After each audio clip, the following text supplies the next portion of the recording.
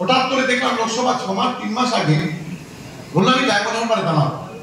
আমি ভাবলাম যাক অনেকদিন পর একটা সুযোগ এসছে, ওদিকটা তো ভাঙড় তো লোকসভাতে হারিয়েছি, এই পঞ্চায়েতে তো হারিয়েছি, দেখি লোকসভাতে ওর সাথে একবার ভাঙড়ে আর সাতগাছিয়া দেখা, আমার তো সাতগাছিয়া দায়িত্ব আছে।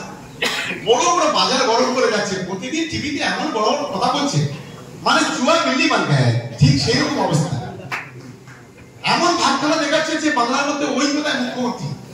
ও মা, হঠাৎ করে দেখলাম যেই ভোট ঘোষণা হয়েছে বলছে আমাকে দাঁড়াবো। কি হলো? কিন্তু আমরা তো কষ্ট করে আমরাও সংগঠনটা জোরদার করছি বলি, এ তো শুধু জামানোর যত্ন না, এর মুখে কালি পাঠিয়ে ডায়মন্ড হারবার পাঠাতে হবে। এটাই ছিল আমাদের গোটা ডায়মন্ড হারবার 7টা বিধানসভার আমাদের নেতাদের পরিকল্পনা। ভদ্রলোক ওখানে দাঁড়ালো না, ভাঙড়ে এসে লোকসভার আগে বলো 2 লক্ষ ভোটে জিতবো। আমরা হিসেব করে দিলাম কত ভোট আছে, দেখলাম 2,85,000 ভোট। আমি ভাবছি সেটা 2 লক্ষ ভোট পাবে কি করে হয়? এটা কোনো রাজনৈতিক দল পেতে পারে না।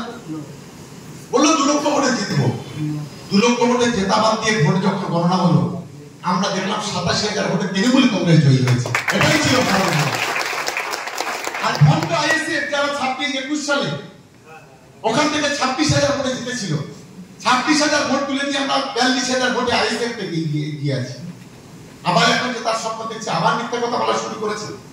আমি ক্যানিং পূর্ব ছেলেদের বলি, ক্যানিং পূর্বে এমন রেজাল্ট করতে হবে যেন সারা বাংলার মানুষ সহযোগ করে। আমি আশা করি আমাদের ছেলেদের প্রতি আমার আত্মবিশ্বাস আছে। আমার রাজনৈতিক জীবনে আমরা এই ব্লকে কোনোদিন আমরা হারিনি, আমরা পিঠ দেখাতে আমাদের হয়নি। আমরা সবসময় বুকচিতে লড়াই করেছি। 2016 সালে কঠিন পরিস্থিতির মধ্যে লড়াই, তৃণমূল কংগ্রেস এখান থেকে জিতেছে। 2019 সাল তৃণমূল কংগ্রেস এখান থেকে জিতেছে। 2021 সাল তৃণমূল কংগ্রেস জিতেছে। 2024 সালে রেকর্ড রেজাল্ট 1,66,244 ভোট। আজ থেকে 1 বছর আগে আমরা জিতেছি এখান থেকে।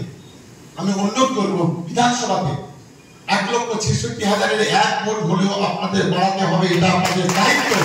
সেই সাপোর্ট আপনাদের